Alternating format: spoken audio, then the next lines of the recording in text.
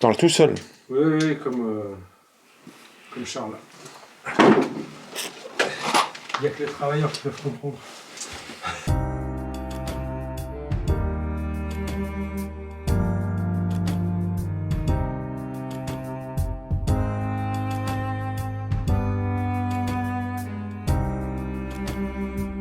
Bonsoir à tous. Bonsoir. Alors on fait la deuxième vidéo le même jour, on a juste changé de place pour faire style. C'est une vidéo différente. Voilà. Exactement. Aujourd'hui, on a fait les nourrices. Nourrice, ça fait penser à nourricier qui vient nourrir. C'est un endroit où les arrivées d'eau froide et d'eau chaude viennent pour se diviser, se répartir dans les différents endroits de la pièce. C'est un peu comme un arbre. Et c'est pas évident à faire parce que comme il y a plein de tuyaux qui arrivent et qui sortent, on a vite fait de faire des nœuds. Et si on veut que ça soit joli, et tu as fait ça de façon, une fois de plus, très artistique et très poétique, Ouais. eh bien on est obligé de réfléchir. Il faut réfléchir un peu. Puis on peut faire un essai, repartir dans l'autre sens. Faut moduler, quoi. Faut tester. Ah, c'est un petit travail de fourmi. Il faut monter, démonter, remonter, démonter, remonter, démonter. Si on veut aller trop vite, puis faut faire attention quand on tord les tuyaux, il ne faut pas les casser non plus. Quelle leçon de vie tu as envie de nous faire partager sur les nourrices? Il faut être patient, il faut essayer des choses, il faut tester, et puis voir si ça fonctionne. Et si ça ne fonctionne pas, il faut ne pas tout remettre en cause, mais remettre certaines choses, et puis modifier jusqu'à ajuster, peaufiner, quoi. Moi, ça me fait penser à quelque chose de plus spirituel. C'est-à-dire comment on a une nourrice pour les autres et donc pour plusieurs personnes à la fois, ou alors comment on est au bout du tuyau d'une nourrice de quelqu'un d'autre. Ouais. Pour devenir une source, une nourrice pour les autres, faut être branché à la grande source, à l'être divin qui va nous remplir. Et en étant connecté, chacun a son unicité, chacun a quelque chose à apporter.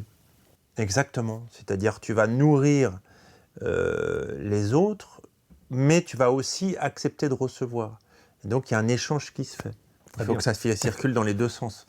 C'est lorsque c'est dans un seul sens que... C'est-à-dire que tu reçois de quelqu'un et puis tu nourris d'autres personnes et qui nourrissent d'autres personnes et puis qui peut-être reviennent sur la première personne. Une espèce de réseau. On est tous interconnectés.